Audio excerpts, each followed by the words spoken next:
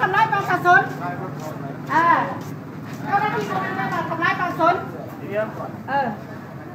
เจ้านายกับลูกบ้านนั่นบอกกันเป็นประชาชนผมเป็นเจ้าหน้าที่จะมาทำร้ายประชาชนแบบนี้พวกเจ้ามีส่วนแดงยังพวกเจ้าจะมาให้แบบนี้ไม่ถามพวกเจ้าว่าพวกเจ้ามีส่วนแดงยังพวกเจ้าจะมาให้แบบนี้พวกค่อยเดือดค่อยจะบอกพวกค่อยเห็นนะพวกไม่มาซ่อมมาหาน่ะไว้มาสร้างมันจะเอานะอายการนะแม่มาที่แม่อายการไม่มาพวกเราเข้ามาเกือบขั้นมาดิเข้ามาค่อยบนเมนอะไรจังแค่นั้นเอง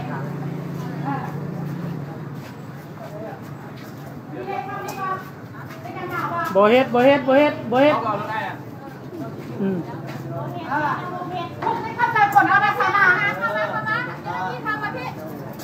บอบดแต่ในนี้ค่อยอดแต่บาบ้าเครื่องอดตั้งแต่หลังนี้ค่อยมีอายการ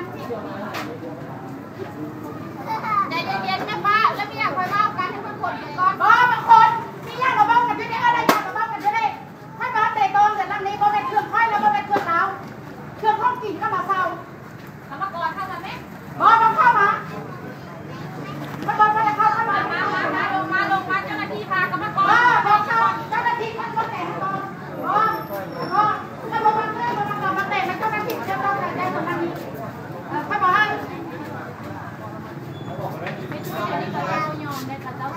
ไม่เจ้ามาคนเหงื่อขันจีน้องมาเด็เป็นตุ้ยมาบังแม่แล้วหน้ามาบังคนนึงได้ไหมไปลุกเข้าไปดูหน่อยไหมมดแกเอาหรอมดแกเลยอย่างว่านี่ไหลมากรรมกรเข้ามาในบ่เขาเดินเข้ามาเขามาเอาเป็นฟ้าใจเย็นๆใจเย็นๆนะมีงาเบากันฉันไม่ฟ้าไปเบากันตัวนั้นบอกไปเจ้าหน้าที่จับไปก่อนจับแค่รถเจ้าสมาจับเบาๆได้จับค่อยเลยจับจับไปลุงเขาจับไปรถไปเข้าคุกแล้วพวกเจ้าทำผิดกฎมากรรมกรเข้ามาคนบ่เข้ามาค่อยเดินเข้าไหนมาลงจะมาจะจับเชือกคนไหนไหนมาเข้าลงไหนดูเข้ามาเลยเข้ามาไหนสุภาพค่อยทำลายพวกเจ้าไหนบ่ทำลายใครบ่ใช่ทำลายใส่ดอกไม่พลาดทำลายแล้วบ่ต้องเข้ามา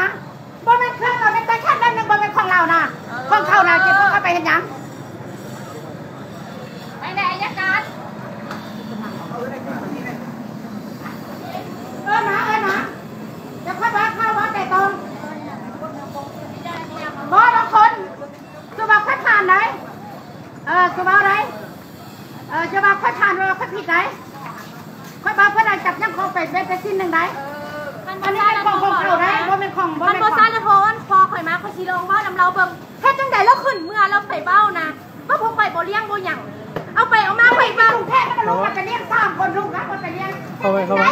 ว่าที่ไปเศร้าดิมันอยู่ในห้องเดียวก็ยังตัวอย่างอยู่นะว่าคนจะลบ